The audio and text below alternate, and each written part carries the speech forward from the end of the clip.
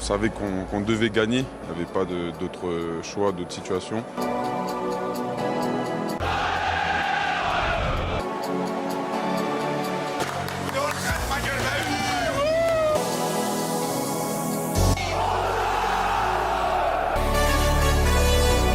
On avait cette revanche en tête et voilà, on l'a bien fait aujourd'hui.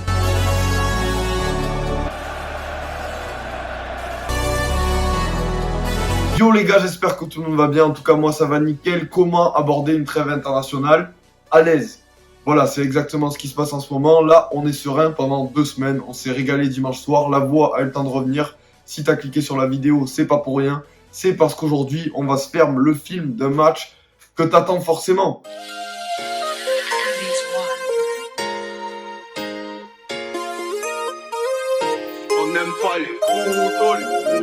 Dimanche 20 mars 2022, l'Olympique de Marseille reçoit l'OGC Nice au stade Vélodrome pour le compte de la 29e journée de Ligue 1. Pourquoi on attendait tous ce match? Il y a plein de raisons. Déjà, première raison toute simple, Marseille-Nice, c'est à égalité au classement. Deuxième ex-aequo, il n'y a que la différence de but qui laisse Marseille vrai deuxième. Mais bon, le vainqueur de ce match pourrait passer seul dauphin du PSG.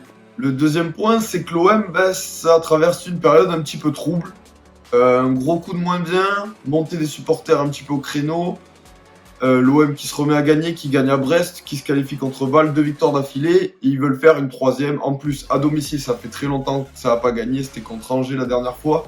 Et en plus, dans un gros match cette année, l'OM ne s'est pas forcément imposé. Voilà, donc il faut faire un gros résultat à la maison contre le 3e de la Ligue 1, c'est obligatoire. Et il y a aussi un air de revanche qui flotte aux alentours du Vélodrome avant le coup d'envoi. Évidemment, 4e rencontre de la saison entre l'OM et Nice. On se souvient, il y a eu cette élimination très cruelle en Coupe de France qui a fait beaucoup de mal au mental marseillais, qui a redonné d'ailleurs pas mal de confiance aux Niçois. Il y a aussi eu évidemment les incidents d'août dernier du Nice-Marseille. Donc voilà, on est dans une rencontre vraiment électrique. On a tout pour avoir un gros match. Évidemment, quand tu as un tel contexte, de telles histoires, forcément le public marseillais adore ça. Et donc, ça achète en masse les places. Et là, on n'a pas encore les chiffres officiels, je crois.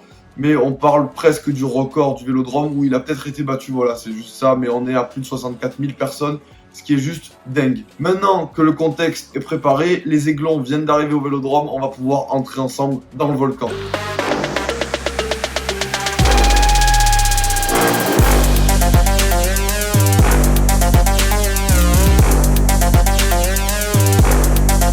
Ambiance préchauffée, tifo au virage sud, craquage au virage nord, bref, on a tout pour se régaler. On est parti. Côté compo, les Niçois reconduisent leur système habituel, mais ils sont privés quand même de Dante et Cleuil Verte, 2 pièces maîtresses de la formation de Galtier. Côté marseillais, c'est Sampaoli qui est suspendu et qui verra ce match des tribunes. Pas d'absent majeur sur le terrain, et quand tu vois la compo, tu vois, il y a 2 défenseurs de métier réellement. Que 2 défenseurs seulement, oui, parce que Camara va faire le 3e et va redescendre de cran pour ce match. Un milieu extra large avec Pape Gueye reconduit à nouveau dans le 11 de départ. Voilà, pour le reste, c'est du classique. Payet, Milik devant. On a l'habitude et on est parti. Le coup d'envoi vient d'être sifflé. Oublie pas juste de mettre ton like sur la vidéo, ça aide vachement la chaîne à décoller. Déjà que je me bats à chaque vidéo avec les droits d'auteur, avec YouTube qui me casse la tête. Voilà, ça serait déjà super sympa. Le match démarre. On voit très rapidement l'OM avoir le contrôle du ballon. On s'attendait à voir Nice jouer les contres. Pas de surprise à ce niveau-là. Les Marseillais harcèlent très haut les joueurs niçois, ce qui donne une large domination des Bleus et Blancs sur cette première mi-temps.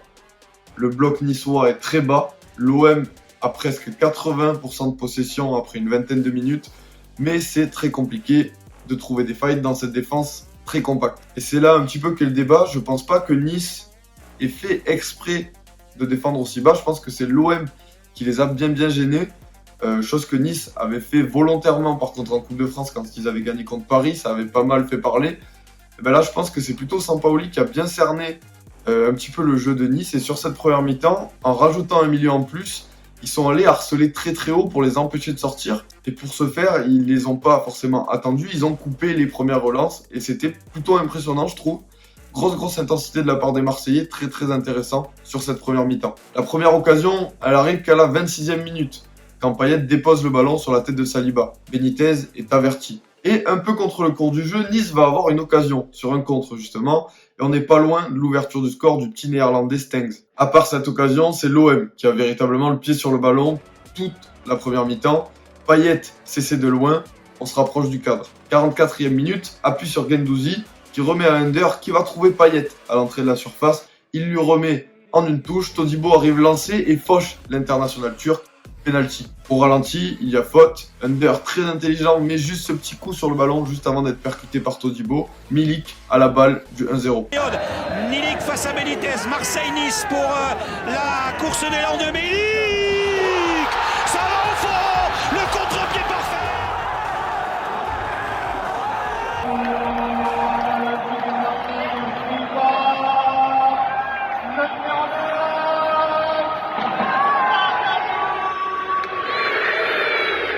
Penalty transformé, 20e but de la saison pour le Polonais.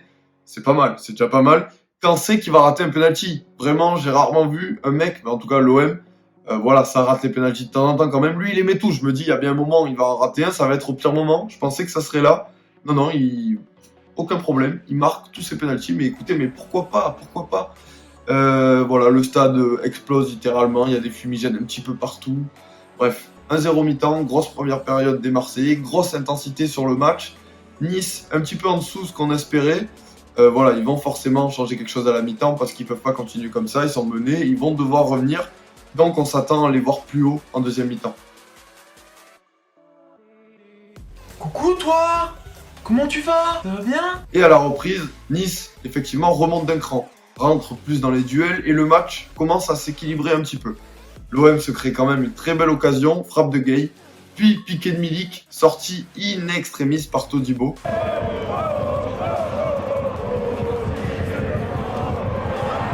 On était proche du 2-0 et les Marseillais ne doivent pas regretter de ne pas avoir mis ce deuxième but pour se mettre à l'abri. Et dès la 55e minute, c'est Nice qui prend le dessus sur la rencontre et on commence à se dire que ce deuxième but aurait vraiment fait du bien à toute l'équipe marseillaise. À partir de ce moment-là, Nice domine.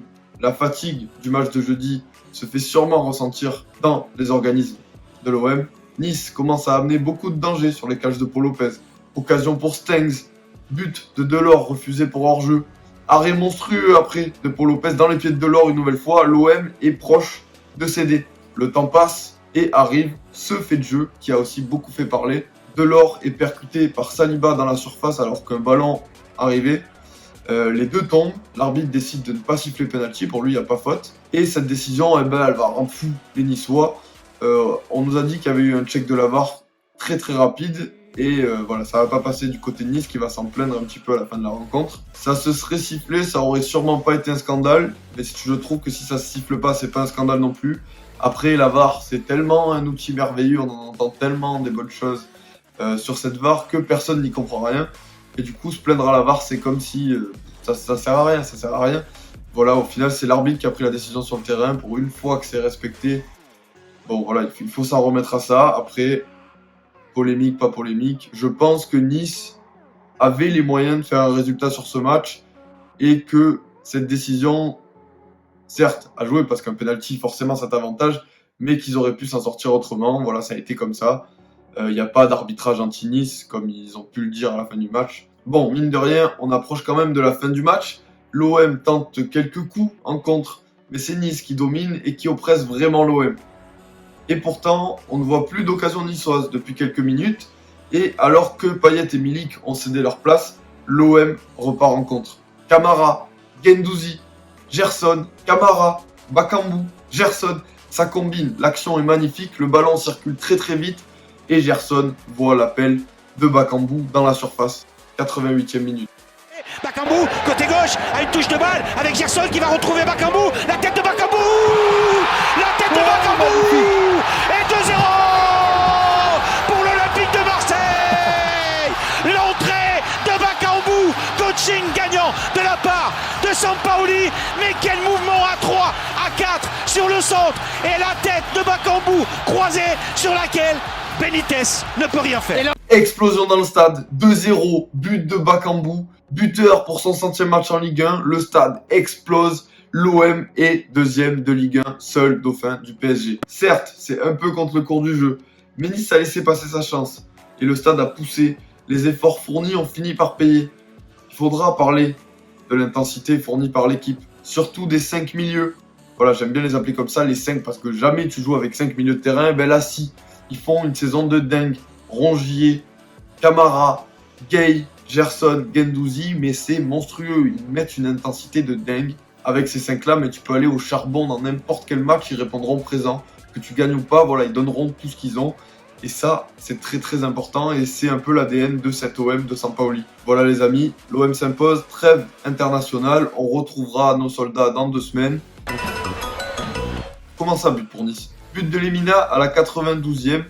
Ok, ben, je crois que c'est le seul un petit peu à avoir vu son but, parce que dans le stade on était un peu occupé à ce moment-là. Je crois vraiment qu'il n'y a que lui qui a vu son but, j'ai pas compris, je croyais que le match était terminé.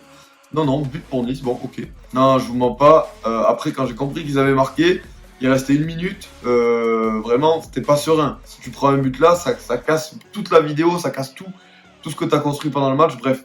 Vraiment, ça aurait vraiment pas été drôle. J'ai eu peur, j'avoue. Le principal, c'est que ça se soit bien terminé. On a vu un très beau match, une très belle affiche pour un dimanche soir. Beaucoup d'intensité. 2 mi-temps, pas vraiment égal. Ça s'est équilibré sur l'ensemble du match. C'était un beau match de Ligue 1. Voilà, très appréciable. Évidemment, grosse ambiance, beaucoup de monde au stade. Ça fait plaisir. Aucun incident à déplorer. Ça fait encore plus plaisir. Voilà les gars, j'espère que cette vidéo vous a plu. N'oublie pas de liker, de t'abonner, évidemment comme d'habitude. On se retrouve très vite pour une prochaine vidéo. Ciao!